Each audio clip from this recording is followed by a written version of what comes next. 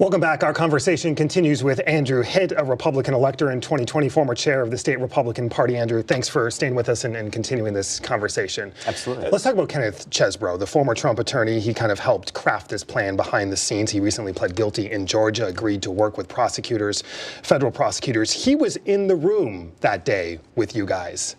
Yes, that's correct. I had to actually ask one of the RPW staffers who he was. I didn't know who he was.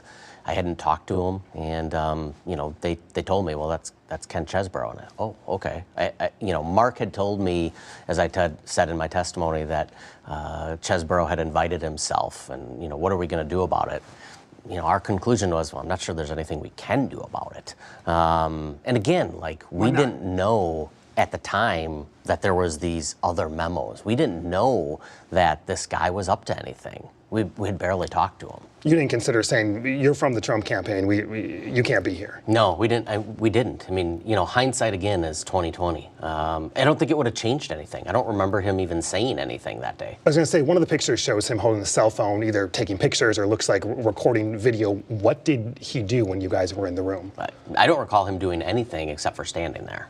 And that was the first time you had a conversation with him? I don't think I had a conversation with him there. That's the first time I asked, who he was. I think it was later that day at RPW, I introduced myself, but that was it. I think there's some people who struggle with that you absolutely had no idea of this larger planning underway as chairman of the state Republican Party in one of the most critical states in the country.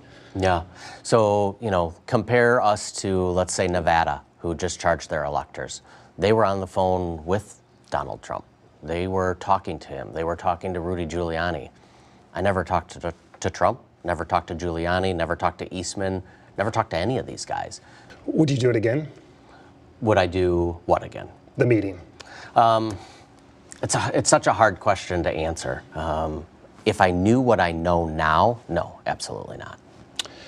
You've been cooperating with federal investigators, Special Counsel Jack Smith's investigation as he pursues now federal charges against former President Donald Trump. What does cooperation look like? Sure. I had an opportunity in May of 2022 to tell our story, to talk about what happened here in Wisconsin, what the electors knew, show them the text messages and emails, explain to them what we knew and what we didn't know. Were you subpoenaed? I did get a subpoena eventually, just as a matter of course, but we actually reached out to them. When we look over the course of the next year, are you preparing to testify against the former president if it would come to that? Look, I was scheduled to testify in the Georgia case. I was notified of that. I haven't been notified from federal investigators, but I will, consistent with my approach throughout all of this, I'm going to cooperate. I'm going to tell the truth of what happened and explain the context of what happened here in Wisconsin. And do you think that testimony will help or hurt the former president? It's really hard to tell because I don't know what the testimony is going to be. But, certainly if it's the prosecution who's calling me, I don't think it's going to be helpful. Do you think he attempted to overturn the results of the election? What happened on January 6th was unacceptable. I don't personally know what he knew in the alternate elector scheme. Do you think his campaign or people around him attempted to overturn the results?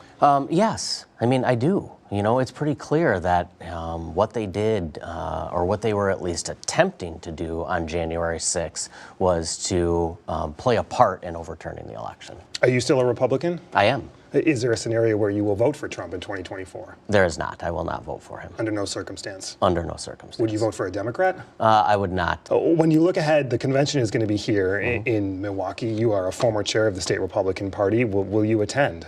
That depends on what happens in the process here.